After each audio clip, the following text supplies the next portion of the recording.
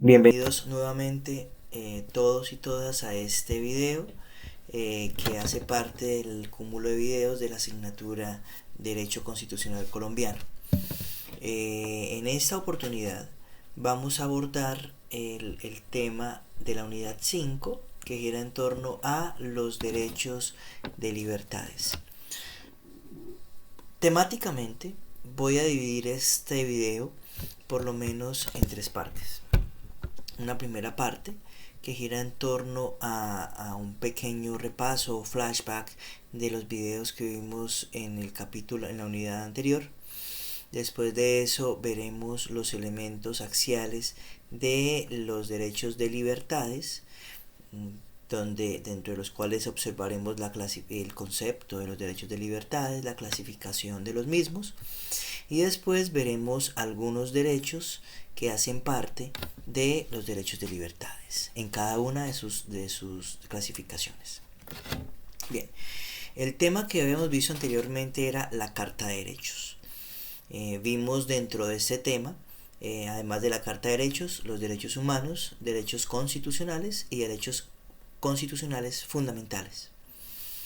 Recordemos que a través de la historia y después de la limitación del poder que se hace en Europa, pasado un poco las monarquías absolutas, en Inglaterra un poco antes, en la época después del Renacimiento, en esta época donde el ser humano, cuando empieza a girar el mundo en torno al ser humano, pues tenemos que se empieza a limitar el poder al monarca y surgen las primeras revoluciones burguesas que lo que solicitan o lo que quieren son libertades. Bien, dentro de esas cartas entonces de derechos surgen esos primeros derechos de libertades que se consagran en las constituciones.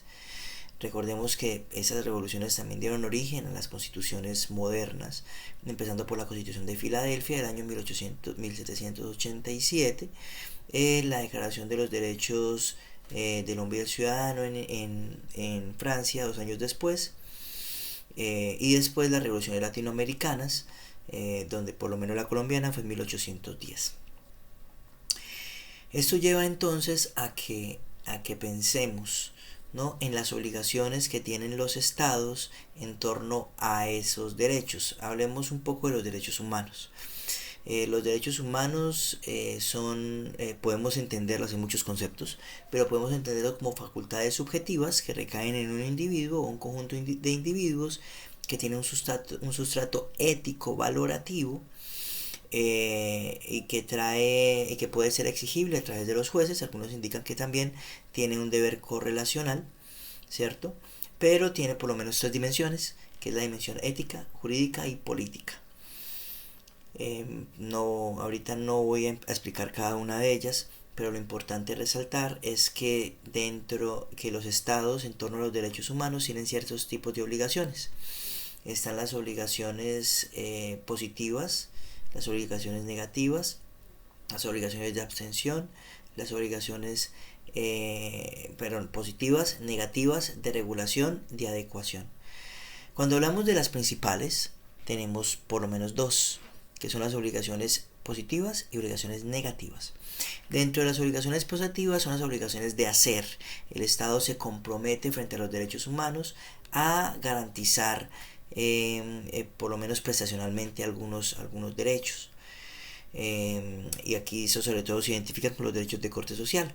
Por otro lado, cuando hablamos de las obligaciones negativas, son las obligaciones de no hacer, las obligaciones de respeto, de abstención, y ese tipo de obligaciones usualmente se identifican con los derechos de libertades. Bien, ¿cuál será la diferencia ahora entre los derechos humanos, derechos fundamentales, constitucionales y derechos constitucionales? Pues que los derechos humanos hacen parte de una categoría del derecho internacional, en este caso el derecho internacional público, y más específicamente del derecho internacional de los derechos humanos.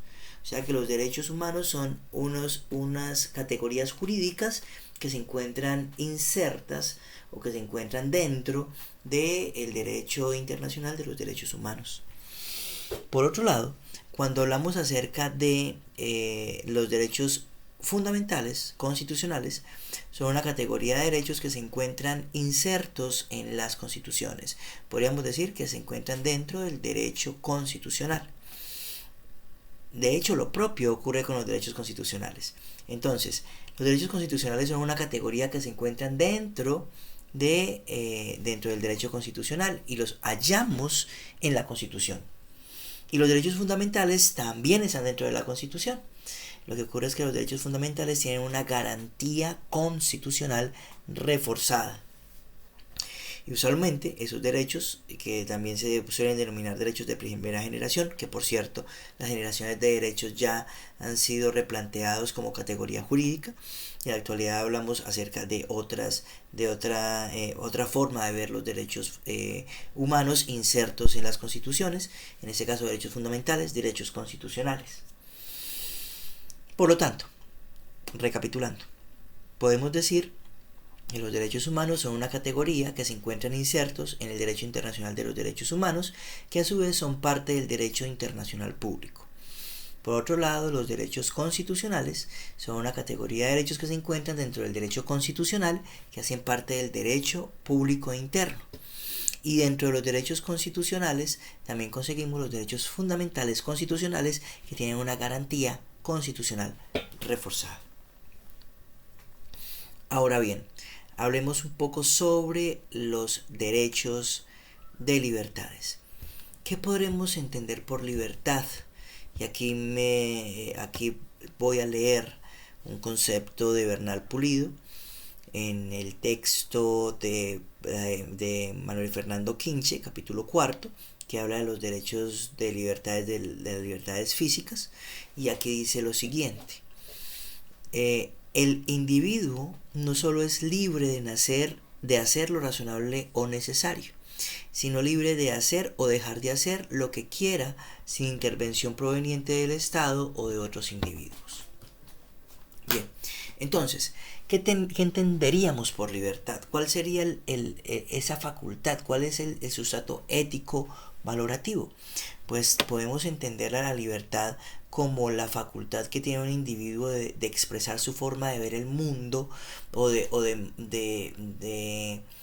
concretizar, de materializar su forma de ver el mundo desde el punto de vista físico, desde el punto de vista de su propia órbita interna y desde el punto de vista de la sociedad, y cuyo sustrato ético valorativo es la autonomía personal.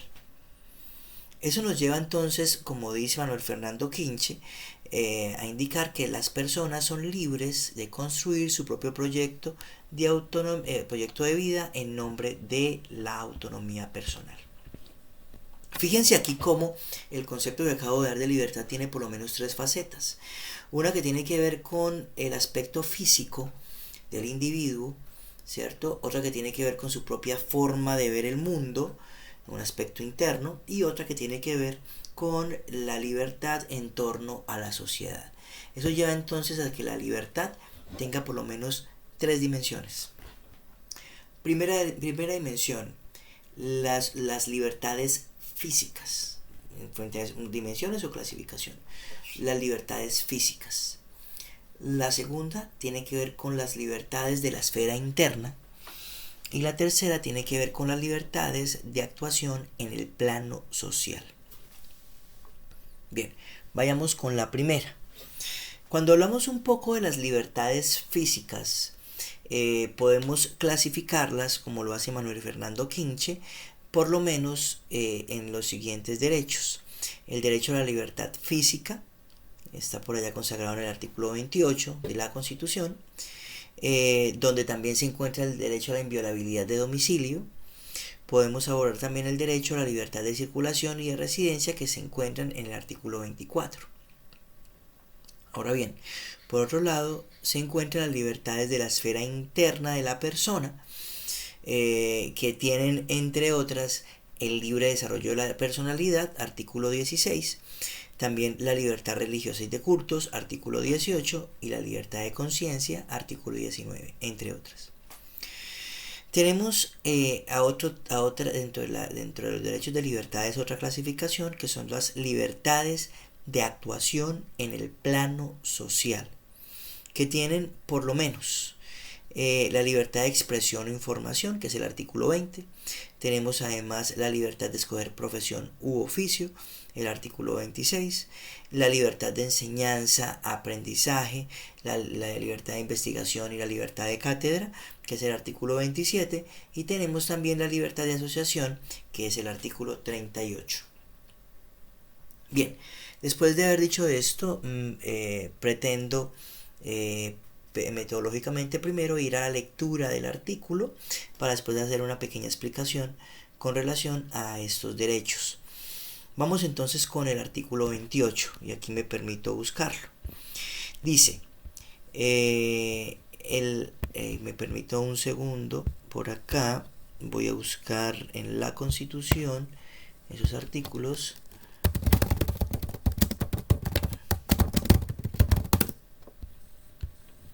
Tenemos por acá el artículo 28, dice lo siguiente: toda persona es libre. Nadie puede ser molestado en su persona o en familia, ni reducido a prisión o arresto, ni detenido ni su domicilio registrado, sino en virtud de un mandamiento escrito de autoridad judicial competente, con las formalidades legales y por motivo previamente definido en la ley.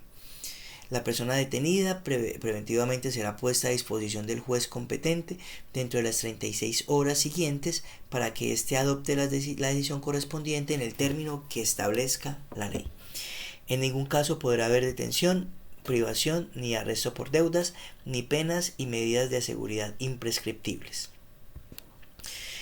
Entonces tenemos que este artículo tiene por lo menos una cláusula que habla sobre la libertad. Dice, toda persona es libre. Miren cómo acá podemos recordar por lo menos ese primer aliciente de libertad, que no solamente está allí, sino que en virtud del bloque de constitucionalidad podemos conseguirlo en la Declaración Universal de los Derechos Humanos, en el artículo 1, en el cual dice que todo ser humano es libre. Pero además, saliéndonos del bloque y hablando de los tratados internacionales, podemos conseguir esta cláusula en el artículo 1 de la Declaración Universal de los Derechos Humanos, en donde dice que todos nacen libres e iguales, ante la ley, ¿no? Todos los hombres son libres e iguales. Sigamos entonces con el artículo 28. Esta cláusula tiene por lo menos 4 garantías. La garantía de no ser detenido, ni arrestado, ni sometido a prisión. Y aquí hay que poner una excepción, que puede hacerse sino a través de orden judicial por una ley preexistente. La garantía de inviolabilidad de domicilio, la garantía de ser puesto a disposición de autoridad judicial en el término de 36 horas y la garantía de no existir penas ni medidas de seguridad imprescriptibles, así como está proscrita la privación de la libertad por deudas. Hablemos entonces un poco de la primera, la garantía de no ser detenido, ni arrestado, ni sometido a prisión. Para poder explicar esto, tenemos que hablar inicialmente de 2 garantías que se transforman en reservas que deben ser tenidas en cuenta por los jueces. Entonces, la primera es la reserva legal. La reserva legal indica que para que una persona pueda ser sometida a una pena privativa de la libertad, tiene que existir una ley antes de la ocurrencia del hecho. Que esto, por cierto, tiene similitudes con el principio de legalidad en materia penal. Entonces, para que a una persona se le pueda endilgar una conducta establecida en el ordenamiento jurídico, primero tiene que estar establecida en el ordenamiento jurídico, ¿no? O sea, no puede endilgarse a la persona una conducta con una consecuencia jurídica sancionada por el derecho penal si la conducta, si no ha sido creada primero la disposición normativa por el legislador. Y por cierto, esta garantía no tiene excepciones. Por otro lado, hablemos de la reserva judicial. Y la reserva judicial es la posibilidad de que para que una persona sea sometida, sea detenida, arrestada o sometida a prisión, debe ser por orden de un juez competente. Ahora, la detención, este tipo de reserva, la reserva judicial, al contrario de la reserva legal, sí tiene excepciones. Vemos por lo menos una, la captura en flagrancia. Esta es una excepción a el principio de reserva judicial, en el cual cuando una persona está cometiendo presuntamente una conducta, pues puede ser capturado y sometido frente al juez, en este caso de control de garantías, en el término de las 36 horas siguientes, que está establecido allí en el artículo 28 de la Constitución. Ahora, cuando hablamos de la inviolabilidad de domicilio, tenemos que decir también que, igual que la anterior, para poder que se pueda entrar al domicilio de un individuo, el cual, por cierto, no solamente debe entenderse en el lugar en su casa, sino también en el lugar donde realiza ciertas actividades, en donde se materializa la intimidad personal, como por ejemplo en un cuarto de hotel donde la persona pernocte. Entonces no puede ser violentado sino por orden judicial. Bien, ahora hablemos un poco del contenido del derecho a la libertad de circulación y de residencia, que como lo dijimos hace un rato, se encuentra por allá en el artículo 24 superior, el cual me permito leer. Dice lo siguiente: todo colombiano con las limitaciones que establezca la ley tiene derecho a circular libremente por el territorio, a entrar y salir de él y a permanecer y residenciarse en Colombia. Aquí podemos ver entonces el derecho a la circulación, algunos lo indican como derecho a la locomoción, lo que pasa es que es un poco más amplio, y el derecho a la residencia. El derecho a la circulación tiene que ver con la posibilidad que tienen las personas de moverse libremente por el territorio nacional, pero miren que aquí la ley puede establecer límites a este derecho. Cuando hablamos del derecho a la residencia, la posibilidad que tiene toda persona de habitar en cualquier lugar del territorio. Por cierto, también puede ser limitado por el legislador. Vamos ahora a la segunda clasificación de las libertades, que son las libertades desde la esfera interna. Y allí podemos hacer alusión al derecho al libre desarrollo de la personalidad, a la libertad religiosa y de cultos y a la libertad de conciencia. Con relación a la libertad, al libre desarrollo de la personalidad, bueno, primero, con relación a las libertades de la esfera interna de la persona, tenemos que decir que es un cúmulo de libertades que tienen que ver con la forma en que el ser humano ve el mundo y lo refleja en su cuerpo o en su esfera íntima de libertades. Hablemos entonces del libre desarrollo de la personalidad, por allá que se encuentra consagrado en el artículo 16 superior. Este dice lo siguiente: toda persona tiene derecho al libre desarrollo de su personalidad sin más limitaciones que las que imponen los derechos de los demás y el orden jurídico. Tenemos entonces que este derecho tiene una conexión, por cierto, directa con la dignidad humana, porque tiene que ver con la dimensión en la cual el ser humano puede vivir como quiera, es decir, puede materializar su forma de ver el mundo. Entonces, y no tiene otra limitación sino los derechos de los demás y lo que diga el ordenamiento jurídico. Pero acá la Constitución ha realizado una protección especial sobre este derecho y no puede ser limitado por medidas patronales, medidas del Estado, que le impongan a la persona una forma, por lo menos de vestir, una forma de comportarse, porque ellas deben ser de su propia forma de ver el mundo, ojo, sin limitar los derechos de los demás, sin hacerle daño a los demás.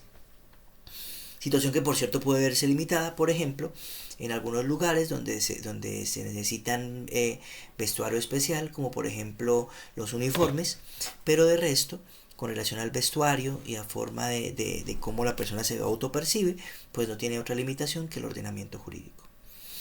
Ahora hablemos un poco sobre el derecho a la libertad de cultos, artículo 19, y aquí me permito leerlo. El derecho a la libertad de cultos en su articulado, en el artículo 20 superior dice: se garantiza la libertad de cultos. Toda persona tiene derecho a profesar libremente su religión y a difundirla en forma individual o colectiva. Todas las confesiones religiosas e iglesias son igualmente libres ante la ley. Aquí podemos ver cómo la libertad de cultos tiene, por lo menos constitucionalmente, las siguientes dimensiones. Tiene la posibilidad de profesar libremente su religión, a difundirla en forma individual, a difundirla en forma colectiva, pero además ha hecho la Corte Constitucional que también tiene el derecho a realizar los ritos que la religión traiga aparejada. O sea que tenemos varias dimensiones del derecho a la libertad de cultos. Por otro lado, podemos hablar de la libertad de conciencia. Este dice en su artículo 18 lo siguiente: se garantiza la libertad de conciencia. Nadie será molestado por razón de sus convicciones o creencias, ni compelido a revelarlas, ni obligado a actuar contra su conciencia. Ahora bien, que se tiene que ver también, tiene una relación directa con la dignidad humana. Hablemos ahora de la última clasificación de las libertades, que son los derechos de libertad con relación a la esfera social. Y sobre él habíamos dicho que es la forma en que el ser humano puede materializar su autonomía personal con relación a la sociedad. Tenemos allí por lo menos entonces el derecho a la libertad de expresión e información, que eso tiene una connotación interna, pero también cómo ella impacta a la sociedad. Tenemos el derecho a la libertad de escoger profesión o oficio. Tenemos la libertad de enseñanza, aprendizaje, investigación y cátedra, y la libertad de asociación. Vamos con el primero. El artículo 20 de la Constitución dice lo siguiente: se garantiza a toda persona la libertad de expresar y difundir su pensamiento. Mira que aquí hay una dimensión interna que se expresa a los demás. La de informar y recibir información veraz e imparcial. Aquí ya es no desde la esfera interna hacia el exterior, sino de cómo la sociedad impacta al individuo. Y de fundar medios masivos de comunicación. Eso impacta también directamente a la sociedad. Estos son libres y tienen responsabilidad social. Se garantiza el derecho a la rectificación en condiciones de equidad. No habrá censura. Mira cómo acá la propia Constitución le indica al Estado que tiene una obligación negativa, y aquí es supremamente clara, por la imposibilidad de censura frente a los medios de comunicación. Tenemos además también el derecho a la libertad de escoger profesión u oficio, que se encuentra por allá consagrado en el artículo 26, el cual dice lo siguiente: toda persona es libre de escoger su profesión u oficio. La ley podrá exigir títulos de idoneidad. Las autoridades competentes inspeccionarán y vigilarán el ejercicio de las profesiones. Las ocupaciones, artes y oficios que no exijan formación académica son de libre ejercicio, salvo aquellas que impliquen un riesgo social. Las profesiones legalmente reconocidas pueden organizarse en colegios. La estructura interna y el funcionamiento de esos deberán ser democráticos. La ley podrá asignarles funciones públicas y establecer los debidos controles. Tenemos acá cómo entonces la libertad con relación a la sociedad lleva a que el individuo pueda escoger libremente el campo de actuación, pero al mismo tiempo el Estado, esto como tiene connotación social, también puede hacer vigilancia sobre los títulos de idoneidad, pero además sobre inspección y vigilancia de las profesiones. Tenemos entonces además el derecho a la libertad de asociación, que se encuentra por allá en el artículo 38, el cual dice, me regalaron aquí, estoy buscando el artículo, dice: se garantiza el derecho de libre asociación para el desarrollo de las distintas actividades que las personas realizan en sociedad. Mire cómo acá la propia forma de ver el mundo permite que el ser humano se exprese y en este caso se asocie con personas que la ven de igual forma.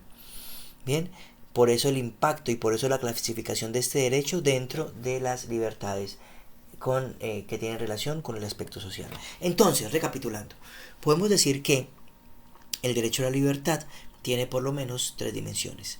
Las libertades físicas, allí vimos el derecho a la libertad física, 28, la inviolabilidad de domicilio, el derecho a la libertad de residencia y circulación. Tenemos además los derechos de la órbita interna. Aquí está el derecho al libre desarrollo de la personalidad, el derecho a la libertad de cultos, a la libertad de conciencia, y tenemos el derecho a la libertad en torno con relación a la sociedad. Entonces la posibilidad de elegir profesión u oficio, este tipo de libertad, la libertad de cátedra, la libertad de la libertad de asociación, lo cual entonces encierra los diferentes tipos de derechos de libertades. Espero que este video haya sido de su ayuda. Los invito a que lean el capítulo 4 y 5 del libro de Manuel Fernando Quinche con relación a los derechos de libertades. Aquí solamente se ha dado un esbozo, por cierto no he hablado de todos los derechos. Los invito entonces a que revisen allí los temas que serán objeto de evaluación. Espero que pasen un excelente tiempo, día, tarde, noche, cuando estén viendo este video, y hasta luego.